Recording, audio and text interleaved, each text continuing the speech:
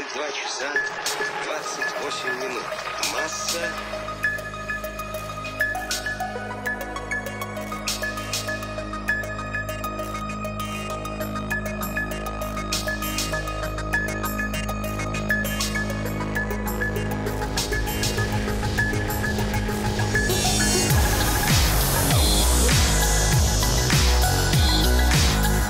We choose to go to the moon.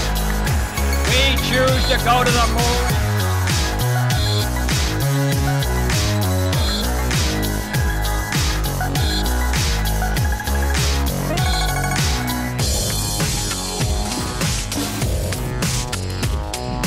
One small step for man, one giant leap for mankind.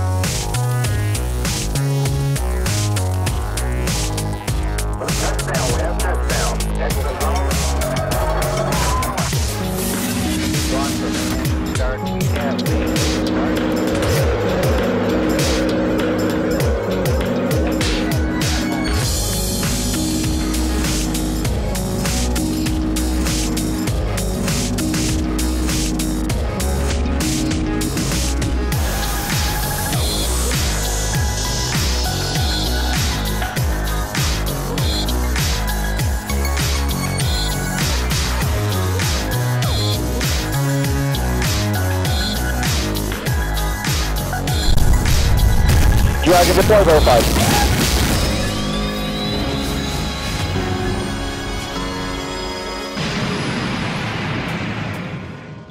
And welcome to Spacevidcast 5.20 for Saturday, December 22nd, 2012. My name is Benjamin Higginbotham. With me, as always, is beautiful, lovely, wonderful, and talented Ariane Higginbotham. I'm going to tell you this straight up.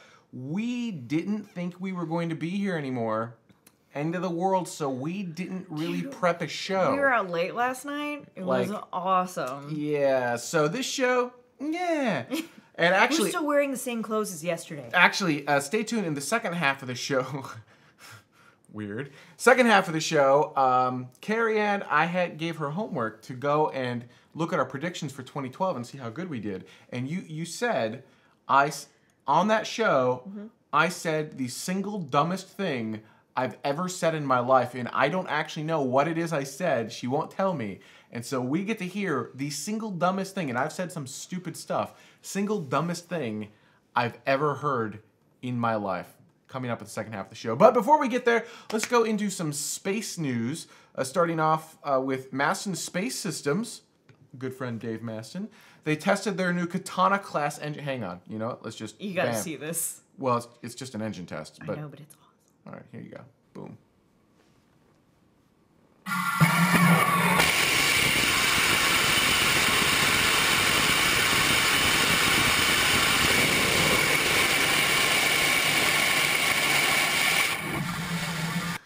I had to count again, but there was like 8 diamonds. Did you see that? Like, it was so pretty. It did look pretty. It reminiscent. If you go back and check the Super Draco tests that the SpaceX posted, it was reminiscent of that. Yeah, it looked pretty freaking cool. So, you know, I have stats on that engine too. If you'd like, hang on, I have to call them up. I don't remember them off the top of my head. I want to say it was 4,000 foot-pounds of thrust, rated up to 4,000 pounds of thrust. But the engine, with this engine running at 2,800 pounds of thrust. It was a lot, though. It may not have been 8. It may not have been 8, but I'm saying, when you look at that video, there's like 4, at least 4, 6 possibly. It's hard to tell because of the angle, but... The gas exiting in excess of Mach 8. That's always awesome. Awesome. So awesome to Maston Space Systems continue. I wonder what they're going to use the engine for. Probably for that barbecue. Right. Actually, that was funny. That's a fun story. I don't know. I don't have the picture, but.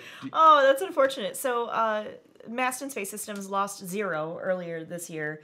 Isn't it 0? 0. Oh, whatever. 0, 0. It's made with an X anyhow. I'm sure we showed that video for sure, but there's enough of it where you can make a barbecue. So it's got the legs, and they just made it into a barbecue. So it's at Maston Space Systems, just living on in infamy as now an actual barbecue. They put little hot dogs on it and stuff. It's really cute. I just thought that through. I think it's a great way to recycle. What? You've got Blew up the rocket, reuse it, turned it into a barbecue. I don't What? know. I think that's awesome. Moving right along. Dreamchaser, for those who don't know, we lost the space shuttle. That sounds foreboding, doesn't it? Space shuttle program ended. Space shuttle program ended, and there is no space shuttle replacement per se. We're going back to capsules, except for this. This is Sierra Nevada's Dreamchaser. They did a drop test of a, I want to say, 1/15th scale model of the Dreamchaser earlier this year, but they are prepping to do a for realsies drop test of a full scale model, or of a full unit, full thing, by March. It wouldn't be a working unit, but a mock-up. A mock-up. There you go. That's I was looking for the word. Drop test of a full mock-up by March. So that's kind of a, and that'll be, I believe, at Dryden. I believe they did it before Dryden, so it'll probably still be at Dryden.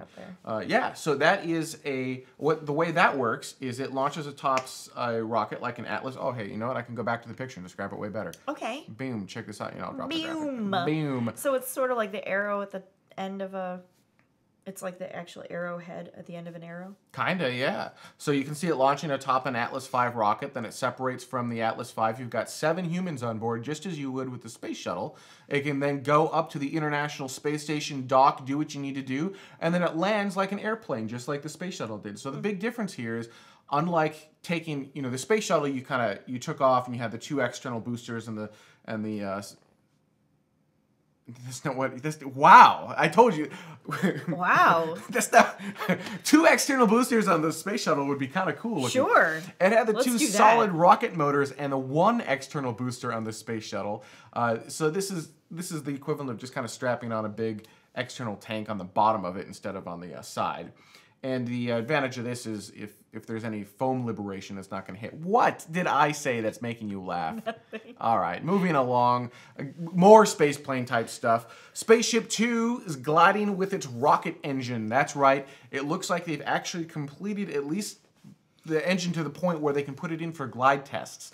Now, Virgin Galactic has not tested actually firing the engine while in the air yet. Hopefully that will come early 2013, and we'll kind of come into some prediction stuff for 2013 in the second half of the show. Right. But this is a next major milestone for the Spaceship 2 vehicle. For those who don't know, Spaceship 2 is the space plane that will go suborbital and allow mere mortals, although richer mere mortals, to actually travel, right? I mean, I can't afford it. Hey, it could be people who put 3 mortgages on their house. You don't know. I suppose. At $20,000 per seat, you too can fly on Spaceship 2 and visit space for 5 minutes. Experience 5 minutes of weightlessness, suborbital space. And this is done by Virgin Galactic. Virgin Galactic. Which may sound familiar because they also are part of the Virgin Atlantic and Virgin Records, also Virgin Mobile family. Ooh. Yeah. So there you go. It's Richard Branson. So their future is starting to look pretty bright. They're woefully behind schedule, though.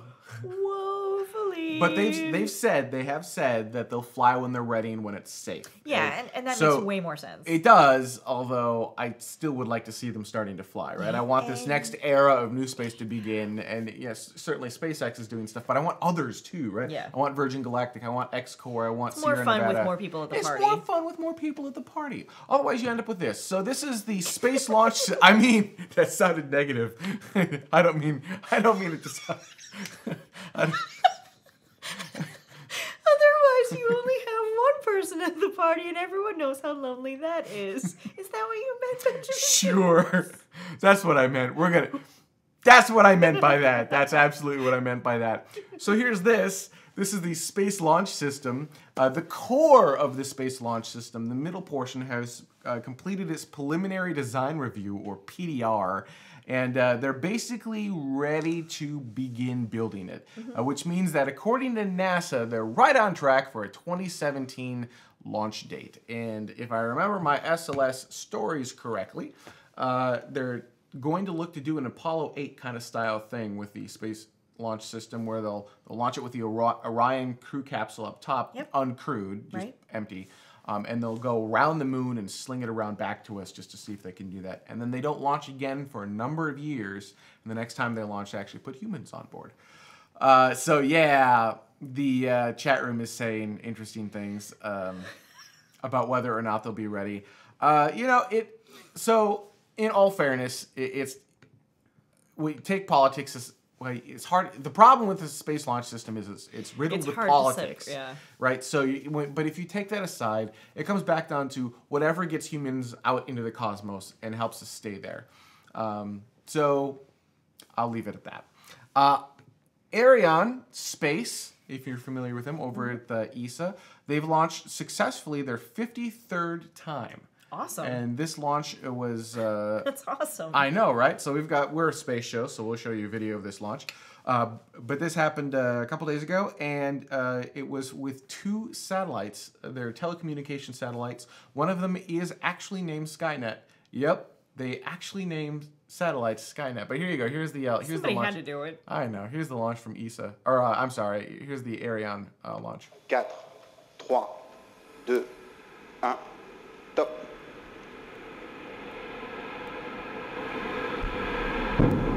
Allumage Vulcain. Allumage de 2 EAP et décollage.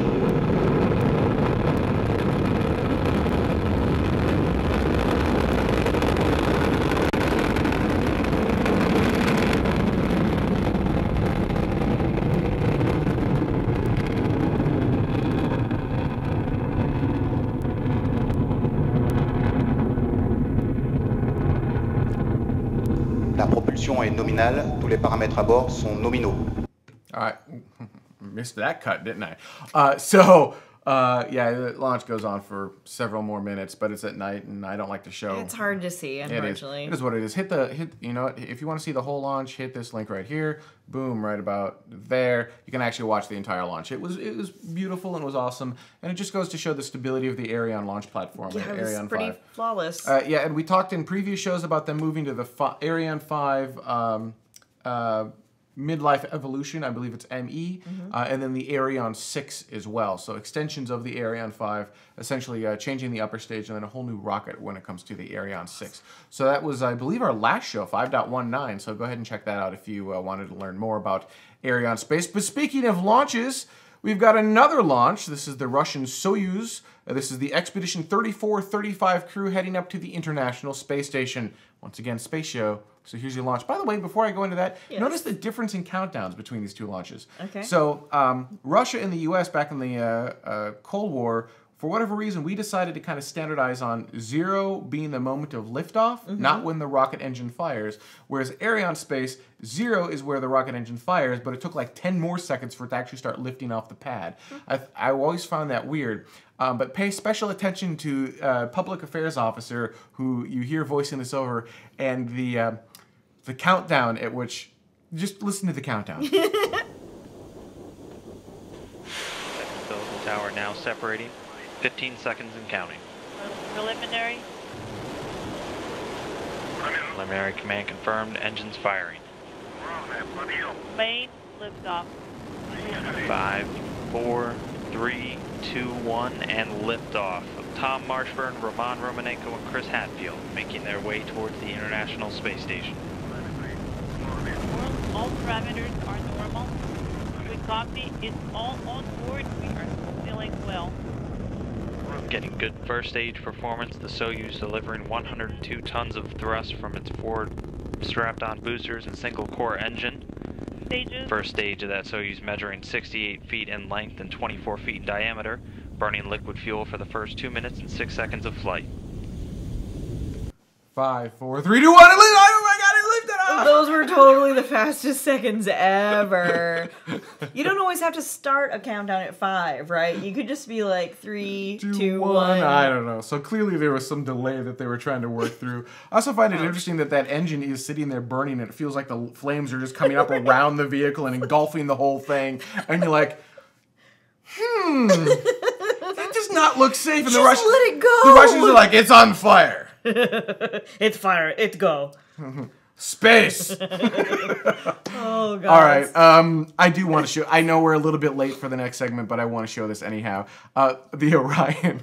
He laughed so hard, you guys, when he saw this. I don't know why it makes me laugh. All right, I'll just play it hard. because we have to voice it over. So this is the Orion parachute test.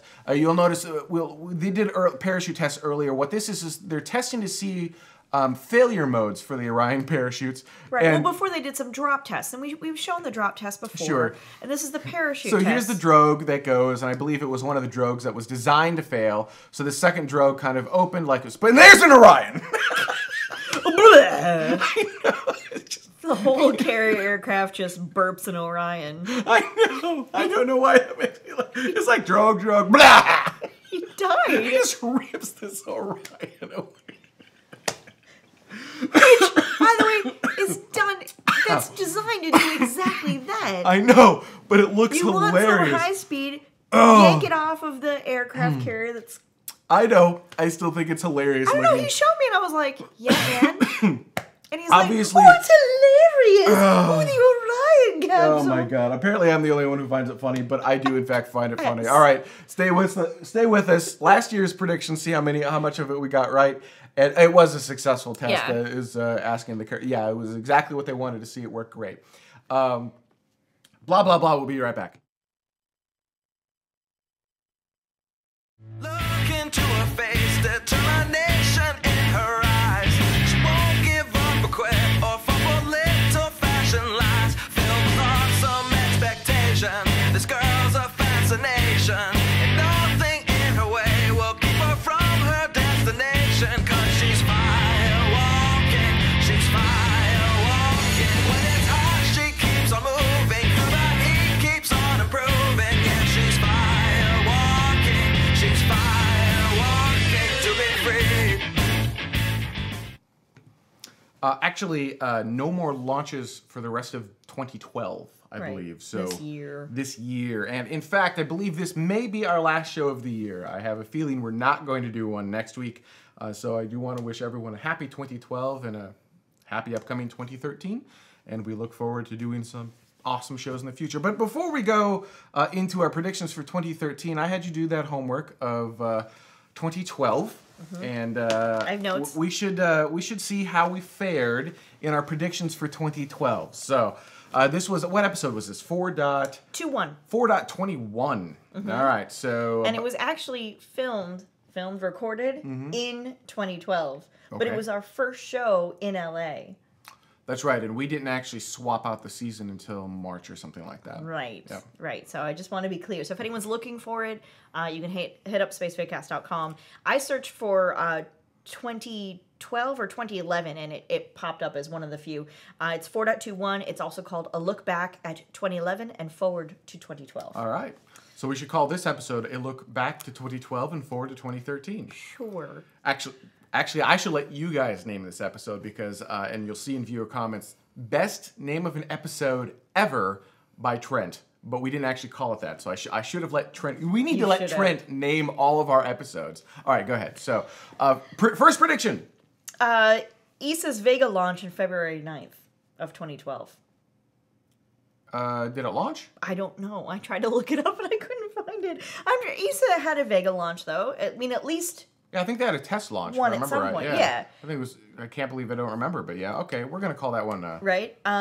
We laughed wholeheartedly about whether or not Curiosity was going to land or fail.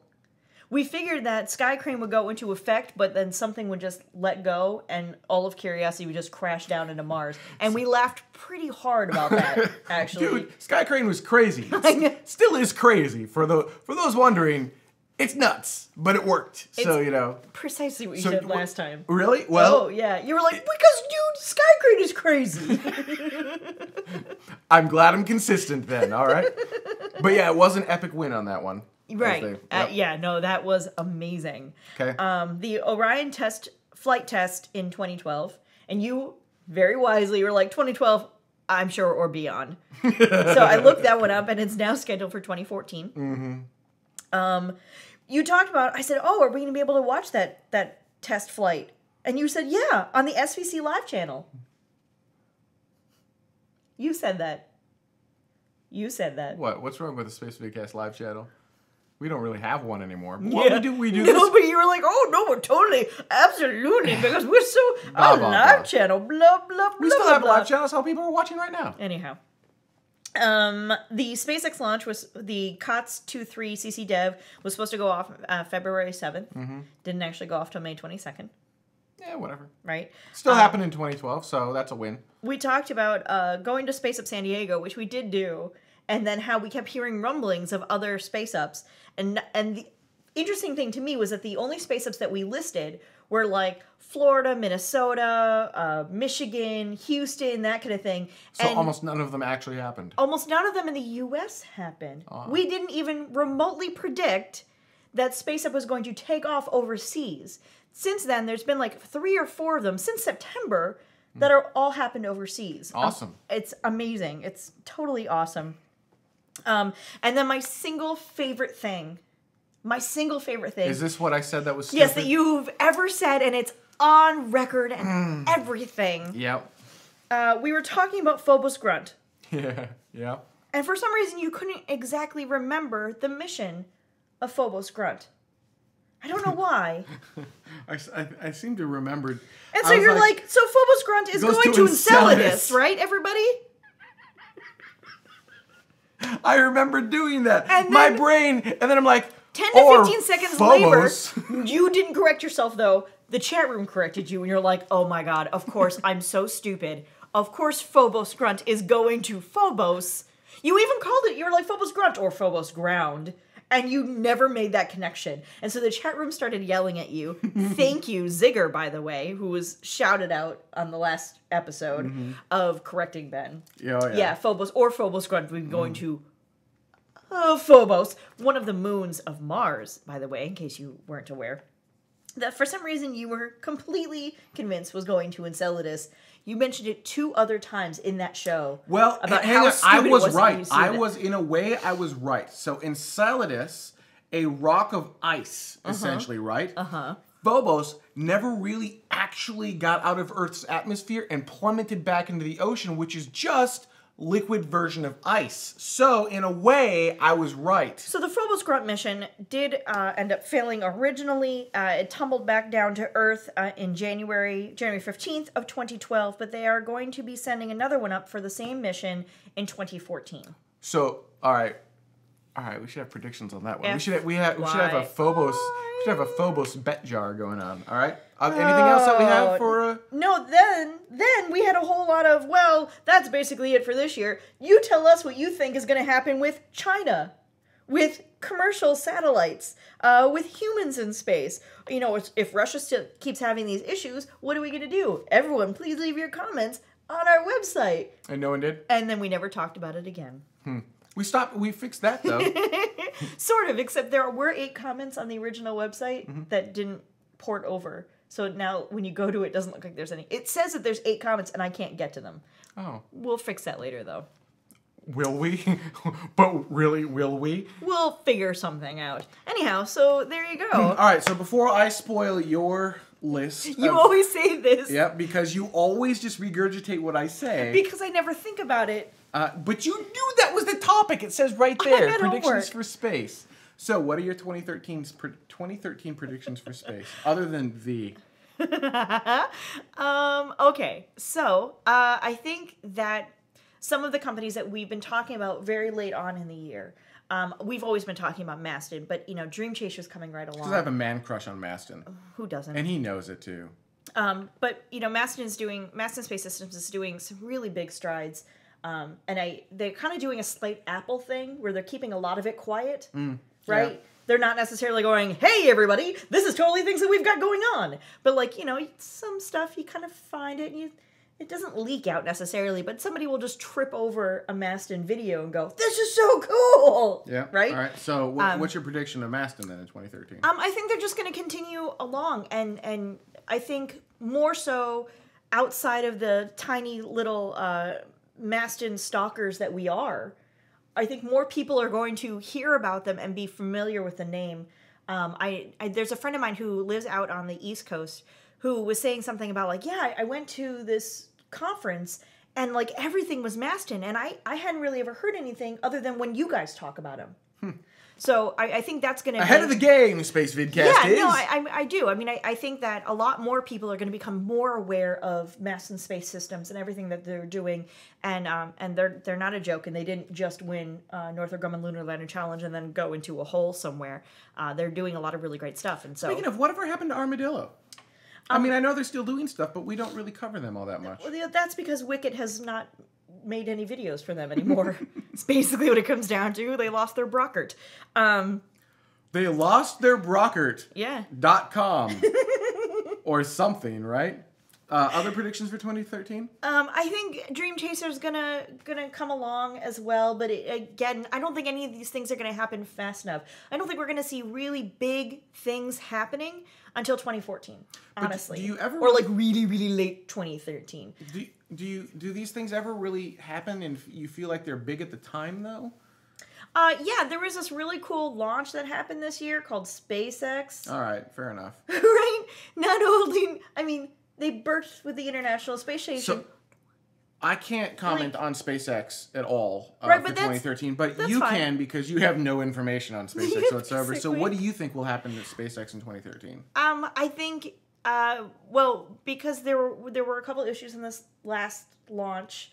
The engine one anomaly? The engine one anomaly.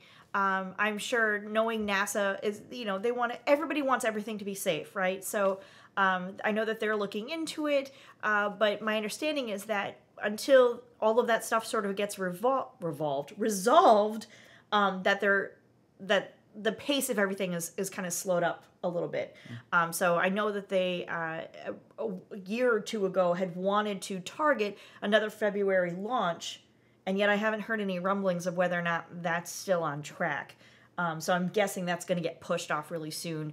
That kind of thing. But Grasshopper's coming along really well, it seems. I know that there was a test not all that long ago that seemed to do really well. I get the little media emails from them, et cetera, et cetera. And I've seen some pictures from Vandenberg. That looks like that's coming along pretty good. And because, we've got friends up in Mojave and Dryden, and they'll just take a little trip to Vandenberg and follow Parabolic Arc is all I'm saying. So all of that stuff seems to be doing really well. But again, I don't think there's going to be a lot of like huge crazy news in 2013 other than, yep, SpaceX launched again and they totally went to the ISS again and everything was totally fine again. So I don't know. I think 2013 might be the year of Virgin Galactic. They did their onboard mortar drop test at the end of this year. I think at the beginning of next year they're going to start doing actual engine firings. I think by next year they will make it to space with a human on board, but not a paying customer. I don't think... Like just a pilot? Just a pilot. I don't think Virgin Galactic will make it to space with paying customers in 2013. I think we're out to 2014, 2015 with that, unfortunately. But I think we're only 2 years away, as we always say. Yeah, but everything feels like it's progressing at this glacial pace, but it is progressing. It is progressing. Right? They've done the drop tests. We see realsies vehicles. Now they have an engine on board. We're at a point now where it's just finish testing and make it go. Having said that, who knows what actual problems are on the vehicle, right? I mean, this could all be for show, too. Right. It could be, but if anyone knows how to put on a show, it's Richard Branson. So, I mean, I'm kind of okay with that, I guess. That's true. I think Sierra Nevada, they made a good chunk of money off of the latest contracts. I think we're going to see some pretty cool stuff coming from them. But again, nothing much beyond the drop tests that we've already announced.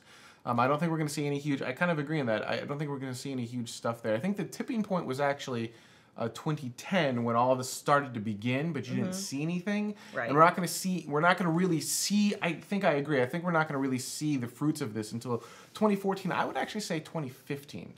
I think 2014 I think it'll might be a little bit earlier earlier than that. I think it'll be like really late 2013. Kind of like exactly this time next year. I think what's going to happen in 2013 is we're going to start to see the beginnings of it, but the really big stuff, the really awesome epic stuff, 2015. Right. And then I think we're SLS in about 3 to 4 years will not go very far. They just don't have the budget. I mean, just the politics are in the way of SLS, the Space Launch System. So I don't think we're going to see a whole lot with Space Launch System. We'll see a bunch of press releases. We'll see a bunch of words about it. Maybe we'll get NASA's socials to other drop tests. That might be kind of cool. But I think that's about it from my prediction list for 2013. I know that's fairly boring and bland, but I think 2013 might actually be a fairly boring and bland year. It's going to be much the same. Obviously, there's going to be a lot of stuff that people are and organizations are working on. Right. But I don't think we're actually going to see the fruits of that in a constant way in 2013. We're just going to see little blips here and there. And then again, like I said, 2014, and actually I really do think more like 2015. Just because this stuff does take so long to actually figure out. It's hard to swear. Dare I say it's rocket science. I would love to know, unlike last year, we figured out the show format where we cut it up and we do viewer comments, and they're an active part of every single show now. So we would like to hear what you say. We'd like to hear what you say. We'd like to know what you think. What do you think is going to happen in 2013? What are your predictions for human spaceflight, for the current aerospace industry? Where do you think we're going to go over the course of the next year? And then we'll have a fun time, and we'll look back at everyone's predictions next year and see how we fared. And laugh at all of you. And us too, where they're like, dude, SpaceX built the blah, blah, blah. You know, maybe Phobos Grunt will go to Enceladus this time around. Maybe Phobos will go to Enceladus. One can only hope. That's great. All right. Speaking of viewer comments, we're going to take a quick break, and when we come back, stuff you said about last week's show. Stay with us. We'll be right back. Endeavor, come on, dude! Go, baby! Oh my God, he's pretty good at that. Let's go!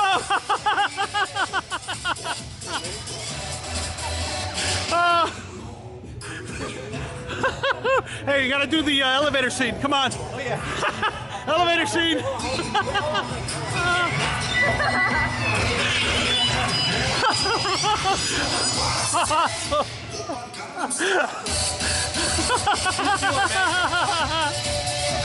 Oh, that's awesome. And you're welcome for that. Thank you to Nathan Wong and Leo Camacho for making complete fools of themselves in front of Endeavor for that lovely video. That was the X Prize Foundation's Christmas or holiday party at the California Science Center that obviously is here in California, and I would hope so. Right in front of Endeavor, which was kind of cool. So let's take a look at some comments from last week's show. I think this is my favorite. And by the way, I'm going to give kudos to Trent. He posted this on the Spacevidcast.com website. We've got the new Discus comment system in there. We like it because you can actually, anywhere you comment, you can actually view your threads, you can follow it, you can see other people's comments, you can stay informed. I'm not getting paid to say any of this. We don't get anything. No, we just really like it. It doesn't cost us anything to use it. We just really, really like it, and it makes our lives easy trying to bring your comments back into the show. So please, when commenting, if possible, spacevidcast.com, which is also the best place to watch our show, because if YouTube ever delays the show, we don't delay it on Spacevidcast. It's also where you can watch your ad-free epic versions. But here's his comment. As much as I like Alan Stern and all the other great people on Golden Spike's board of directors and advisors, we've yet to see a space company with no money actually do anything. Here's the C code. The C code should have been the title of last week's show, in my opinion. I think that is absolutely hilarious. I tend to agree. It's without the money, you have to follow the money. You can have the most impressive list of people on the planet. If there's no money, you can't pay them. They can't do anything. They can't make anything. They can't go anywhere. So we're trying to follow the money, and we're having a really hard time doing it. It's an interesting idea. It's an interesting concept, but without backing, it's nothing. Unfortunately, I don't mean to be harsh, but that's where it's at. You know, interesting tidbit. Did you know that the Higginbothams have their own space program? I did not know that. Yeah, no, the announcement is coming really soon. It's the Higginbotham Space Program. So, HSP for you. HSP. Well, so we'll have another TLA to give you there, three-letter acronym. Yeah, the HSP. And, yep. No funding, but grand ideas. No funding, but no fundies. Darn it, we're going to land on Jupiter. I think HSP needs to think that through a little more. All right, this one you're going to take. Oh, God. Of course you gave me this one. Yep. Man, you suck. Okay. My 2 cents on the spin-off debate. I agree that a mission needs a purpose and any spin-offs are an added bonus. However, there are people out there who do not care for space. You talk to them about resources in space, the wonder of space, or the idea of making humans a multi-planet species so that we will live on if something bad happens here, but they still see space as a waste of their tax dollars. So the fundamental concept behind this, we're not going to read the rest of it. Okay. You can read it yourself. The fundamental concept behind this entire comment is for the people who don't believe in space, you can use spin-offs as a way to promote space to them. And I still disagree. I think people are still misunderstanding. What I'm digging on spin-offs for, I'm not saying the spin-offs themselves are bad, nor am I saying you shouldn't advertise them after the fact. Right. I'm saying they should be advertised after the fact. You should not use spin-offs as a reason to launch a mission. Right. That's what I'm saying. Spin-offs themselves are fine. After the fact, after you've created the spin-off and the mission's already done its thing, and you said, hey, look at this awesome thing we got, that's okay too, but it is not a way to justify future space missions. Those future space missions should stand on their own 2 feet without needing to say, hey, we're going to spend $1 billion, we don't really know why, but think of the spin-off technology. That's a terrible, terrible reason to have a space mission. I have to play devil's advocate. Like, I have to. You don't actually have to. Yes, I do, because you're not always right. You could agree. No, I am always right. Really? Phobos Gruntus going to Enceladus. So I will say that in your favor, that if someone said, no, we're totally going to launch a huge telescope in space, and the best part is we'll be able to have better breast cancer predictions, I would be like, don't care. Like, I'm sorry, but don't care. All and right. Like, if you couldn't come up with those spin-off technologies without the mission, right? Like, in my mind, you're right. In my mind, that's not a good enough. I thought you were going to play devil's advocate. No, I know. Normally, I do, and so I kind of have to. So wait, we just went from you're wrong to you're right. Just goes to show, bam, I am indeed always right. Anyhow. So Bill says, very soon tax dollars won't matter anymore when it comes to humans in space. Tax dollars come with too much corporate welfare and Senate power baggage to be useful for funding space ventures. Interesting concept. This was actually this was buried down a little bit on a thread on the comments on Spacevidcast. So go back to episode 5.19 and you can see that whole thread on spacevidcast.com. I thought that was but I ripped it out of that thread and dropped it in there because I thought that was a really good just idea that, maybe it doesn't matter anymore. Maybe governments don't need to build these huge programs and maybe they'll just be the infrastructure guys like they are everywhere else. So, interesting concept. But the question remains, much like we were talking about with Golden Spike, where's the money? SpaceX has figured it out. One. Somebody else can too. Well, I guess a lonely number. And it makes I guess for maybe a not. party. Maston seems to be doing pretty good. Maston, They're small, but they're doing pretty good as compared to SpaceX. It's like 20 people as compared to 3,000 or whatever SpaceX is at. Armadillo seems to be doing okay. I mean, these other small companies aren't doing poorly, but they're not doing SpaceX well. Right? At least it doesn't feel like no one's birthed with the ISS yet, other than SpaceX. Yeah, but do they need to? I mean, no, but I'm just as a thing. Anyhow. So Bobbert for him. Interesting name. I don't share your enthusiasm. For better or worse, Golden Spike is a paper airplane. I'll let you guys read a little bit of it, but I hope they have a perfect game because dependable line to the moon is decades overdue, but they will need to earn some credibility first. Basically, the concept being, it's neat, but there's nothing backing it. I'm not sure anything will happen. I love the line, like, they need to build some credibility first. Really, if they get to the moon, credible. Yeah, I don't care. They're there. They get to phone home and go, hi, I'm on the moon. I'm credible. I'm on the moon. Kind of. Where are you? What up now, man? Like, come on. I bet you're having a good day because I'm on the moon. I don't ever really buy into the credibility argument. Yeah, I don't either. A lot of people said that about SpaceX too. Like, but they're not credible. They haven't done it. Yeah, well, they haven't. Not credible. They haven't done it. You're not credible until you do it. So Yeah, you just got to do Other it. than that point, that I don't care. And there's nothing you can do to become credible other than to do it. Do So it.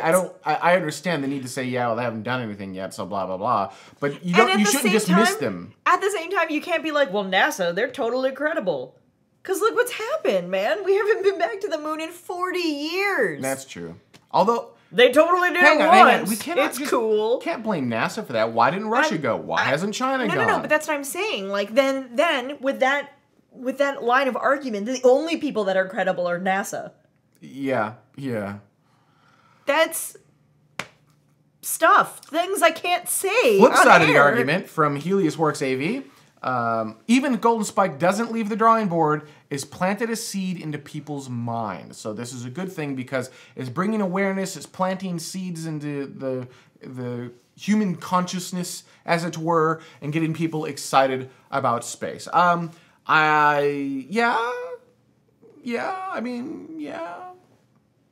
not sure I disagree. I don't know what the real answer here is, right? I guess that's a valid point. And we always come down to this sort of thing. There isn't one answer. You need to attack this problem from every single angle you can. Sure. It's a big monster, if you want to look at it that way. More people trying... You know what? More people trying doing it. more stuff. And you're going to have more people failing, but that's okay. Failure isn't the end. It's just one possible outcome. Yeah. So... Yeah, don't be afraid of failure. Failure is not... Strive for failure, but don't be afraid of failure. Failure is not just an option, it's actually encouraged. Fail often, and fail soon, though. And then you get over it really quickly. I suppose. I'm not sure. I would argue, just don't... I mean, don't strive for failure. I'm not striving for failure. But don't be afraid of risk. Yeah. One question, this is Golden Spike going to the moon, putting humans on the moon. How are they going to solve the radiation problem being on the moon and crossing the belts, referring to the Van Allen belts, I assume. That's Porvina. This is from YouTube. Same way we did it with Apollo, right? We've done this once before, we can do it again. Even Van Allen himself is like, dude, I mean, yeah, you got to think about them, but it's not like you're going to just die immediately going through them. It's not a force field, people. It's not a force field, people. That, I believe, is the title of the show. It's not a force field, people. Yeah, no, just be smart about it, right? You have to be aware of solar flares pointed right at you, and you can then actually just... even then, encase yourself in water, but even then, you don't even have to do that. Well, keep in mind, there's entire generations of people at this point who are also on YouTube who have never known, really, humans on the moon. Well, we weren't even alive when humans left the moon. No, I'm just saying, but, you know, YouTube can be filled with a number of people... Conspiracy theorists. ...who may or may not believe that we've been to the moon, and then their children, who also are not necessarily familiar... The dumbing down of humanity. I'm just saying, to be fair, still, it's not a force field. So Ponderlust brings up, this was me talking about how I want to do the show from the moon and have the Earth in the horizon in the background, saying that, well, you'll never see the Earth rise on the moon, only from a ship going around the moon. And that's correct, because the moon is Earth-locked, so it's tidally locked to us, so it doesn't rotate like the Earth does. I don't think I said Earth rise. I probably said in the horizon. But I don't think I actually said Earth rise, because that... But you will be able to see... When you're on the moon, you will be able to see the Earth in the background. Depends on some points. Yeah, it depends on where you're at in the moon, and that would be the point, is we would have the Earth in the background behind us on the moon, like in giant windows. That's what I'd love to do. But you have to find the right point on the moon for the Earth to be in the right area, which you may not be able to do due to radiation concerns, heat concerns, other things. It's just something that I think would be awesome and fun, and just saying. Something I want to do. And... you can say that user's name. Yep. It ends in comments. Ends in comments.